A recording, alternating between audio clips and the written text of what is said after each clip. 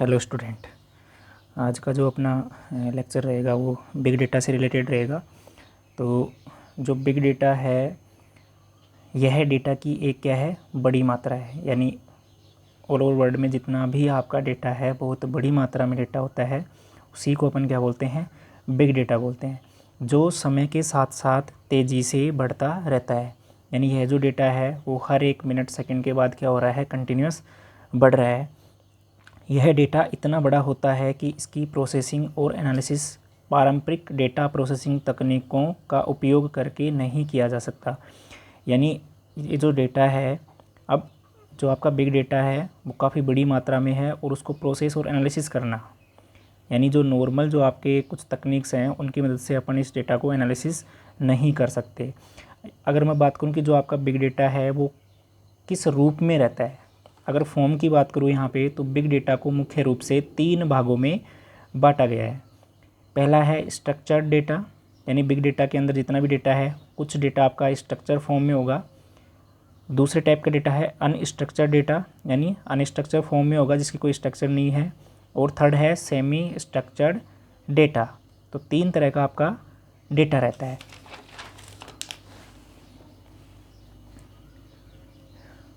अगर मैं बात करूं कि स्ट्रक्चर जो डेटा है वो क्या होता है, तो कोई भी डेटा जिसे फिक्स्ड फॉर्मेट में स्टोर, एक्सेस और प्रोसेस किया जा सकता है। यानी जो बिग डेटा है उसमें से ऐसा डेटा जो कैसे फॉर्मेट में है, फिक्स्ड फॉर्मेट में है, जिसको स्टोर, एक्सेस और प्रोसेस आसानी से किया जा सकता है, स्ट्रक्चर्ड डेटा कहलाता है। इसके साथ काम करना क्या होता है, आसान होता है। जैसे स्प्रेडशीट हो गई आपकी, RDBMS है, वो कैसे टूल हैं आपके, उनमें जो डेटा रहेगा अपना किस फॉर्म में रहेगा, स्ट्रक्चर्ड फॉर्म में रहेगा। सेकंड है unstructured data.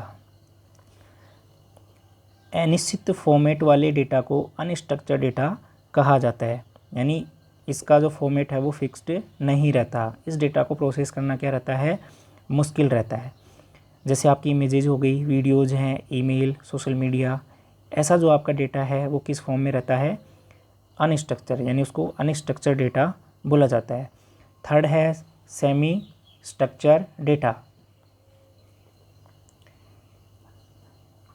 Semi structure data वह डेटा होता है जो डेटा मॉडल के अनुरूप नहीं होता है, लेकिन यह कुछ हद तक स्ट्रक्चर फॉर्म में होता है। यानी कुछ हद तक जो डेटा आपका स्ट्रक्चर फॉर्म में है वो डेटा आपका क्या कहलाएगा, सेमी स्ट्रक्चर डेटा।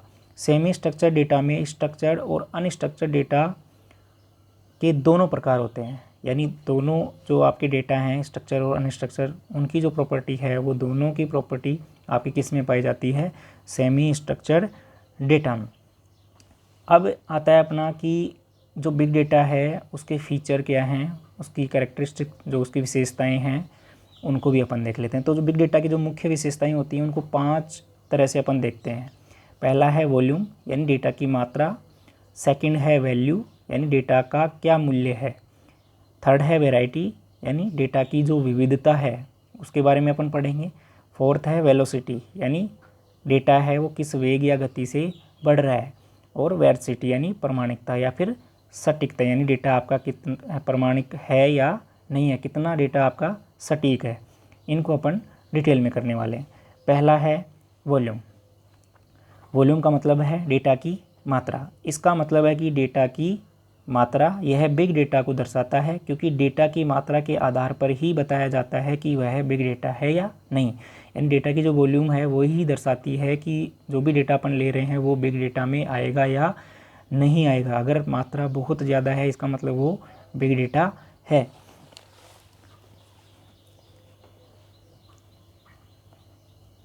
सेकंड है वैल्यू। वैल्यू का मतलब है मूल्य। इसका मतलब डेटा के मूल्य से है। यह डेटा की उपयोगिता को दर्शाता है। उपयोगिता को दर्शाने वाला जो आपका फीचर है बिग डेटा का वो कौन सा है, वैल्यू। यह बिग डेटा में कौन सा डेटा काम का है या फिर कितना महत्वपूर्ण है यह दर्शाता है। यानी जो भी आपका बिग डेटा है उसमें से इम्पोर्टेंट डेटा है उसको अपन को क्या करना है, अलग करना है। वही डेटा उसकी वैल्यू को दर्शाएगा, क्योंकि बिना मूल्य के किसी भी डेटा की न तो कोई कीमत होती है और न ही वह डेटा कोई काम का होता है। नेक्स्ट है वैरायटी। इसका अर्थ है विविधता या डेटा की भिन्नता। बिग डेटा में अनेक तरह का डेटा होता है, जैसे numbers, text, documents, images, audio, video, graphics, यानी डेटा के अलग अलग यहाँ पे रूप होते हैं, है ना। तो वो जो विशेषता कहलाएगी, कौन सी कहलाएगी? वैरायटी। नेक्स्ट है वेलोसिटी। इसका अर्थ होता है वेग या गति। वेग या गति मतलब कि डेटा कितनी तेज़ी से उत्पन्न हो रहा है और किस स्पीड से बढ़ रहा है। डेटा की मात्रा है वो दिन भर दिन क्या हो रही है? बढ़ रही है। यह बहुत ज़रूरी विशेषता है, क्योंकि डेटा की गति के आधार पर ही डेटा को एनालिसिस करके जो निर्णय हैं, डिसीजन हैं, वो लिए जाते हैं। लास्ट जो विशेषता है बिग डेटा की वो है वेरासिटी। इसका मतलब है सत्यता, सटीकता या फिर प्रामाणिकता। यानी यह बिग डेटा में उपस्थित कमियों या फिर जो एरर्स हैं उनको दर्शाता है।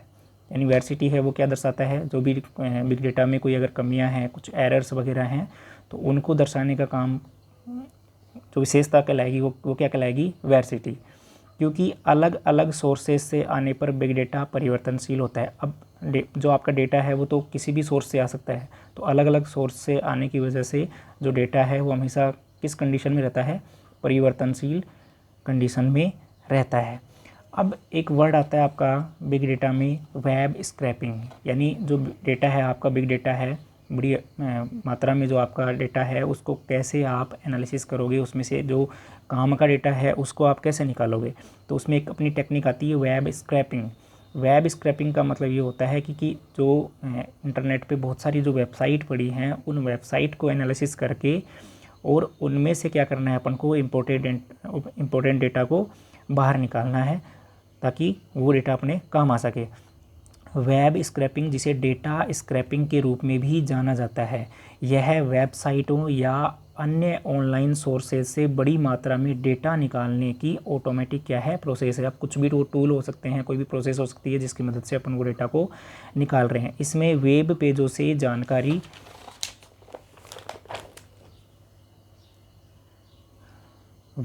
जानकारी इकट्ठा करने और इसे स्प्रेडशीट या डेटाबेस जैसे स्ट्रक्चर फॉर्मेट में परिवर्तित करने के लिए कुछ सॉफ्टवेयर टूल्स या फिर प्रोग्रामिंग टेक्निक्स का उपयोग किया जाता है। अभी मैंने बताया आपको कि अलग अलग तरह की जो आपकी वेबसाइट हैं उनमें से जो डेटा है उसको कुछ प्रोग्रामिंग टेक्निक्स के द्वारा या कुछ सॉफ्टवेयर जो टूल हैं उनके द्वारा अपन क्या करते हैं, उसमें से इंपॉर्टेंट डेटा निकाल के उनको स्प्रेडशीट या फिर जो डेटाबेस है उसमें किस फॉर्म में रखते हैं? स्ट्रक्चर्ड फॉर्म में। यानी जो डेटा काम का है वो अपने लिए क्या हो गया? फिर स्ट्रक्चर फॉर्म में चेंज हो गया, तो उसको अपन डेटाबेस या फिर स्प्रेडशीट में क्या करते हैं?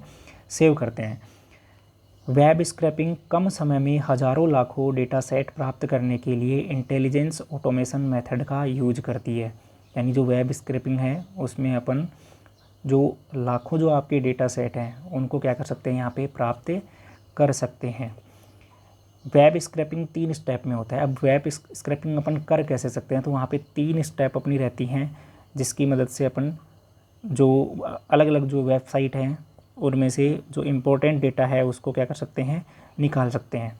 तो स्टेप फर्स्ट में क्या रहेगा? सर्वर को HTTP का अनुरोध करना, making an HTTP request to a server. यानी सिंपल सी बात है, अगर अपन इंटरनेट पे किसी भी चीज़ के लिए कोई भी इन्फॉर्मेशन अपन को चाहिए तो अपन सबसे पहले HTTP के माध्यम से क्या करते हैं? सर्वर से उस इन्फॉर्मेशन के लिए रिक्वेस्ट करते हैं। फिर सर्वर क्या करता है? जो अपनी रिक्वेस्ट गई है, यूज़र की जो रिक्वेस्ट गई है उस पर क्या करेगा? रिस्पॉन्स करेगा, और जो भी इन्फॉर्मेशन यूज़र को चाहिए थी वो क्या करेगा?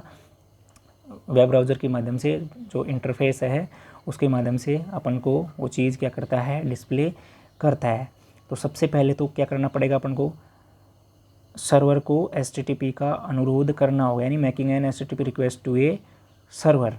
स्टेप 2 में अपन को करना पड़ेगा वेबसाइट का कोड निकालना और पार्स करना।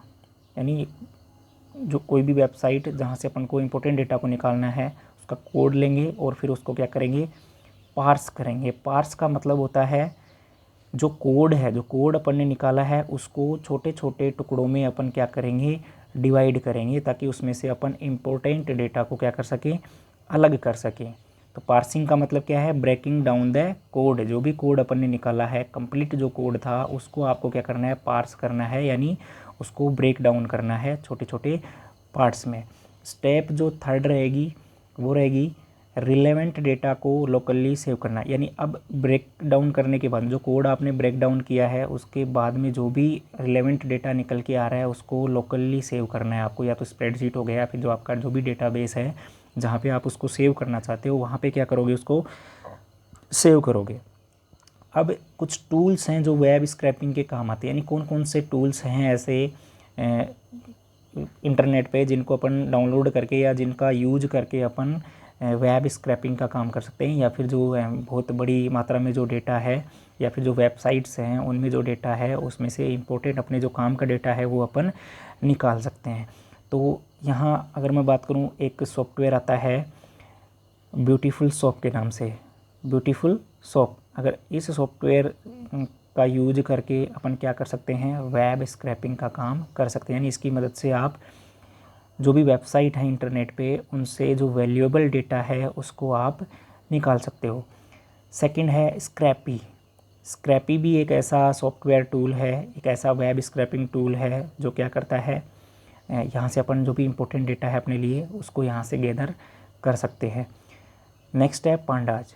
पांडाज भी एक ऐसा सॉफ्टवेयर है जिसकी मदद से आप वेब स्क्रैपिंग का काम कर सकते हो। तीनों ही जो ये आपके टूल हैं वो किस पे बेस्ड हैं, तो ये हैं आपके पाइथन जो लैंग्वेज है, पाइथन जो प्रोग्रामिंग लैंग्वेज है उस पे क्या है, बेस्ड हैं। यानी पाइथन जो लैंग्वेज है, जो कोडिंग है आपकी, उनका यूज करके और ये जो आपके सॉफ्टवेयर टूल है, वेब स्क्रैपिंग टूल है, इनका यूज करके अपन जो बिग डेटा है उसमें से जो वैल्यूएबल डेटा है उसको अपन क्या कर सकते हैं, बाहर निकाल सकते हैं।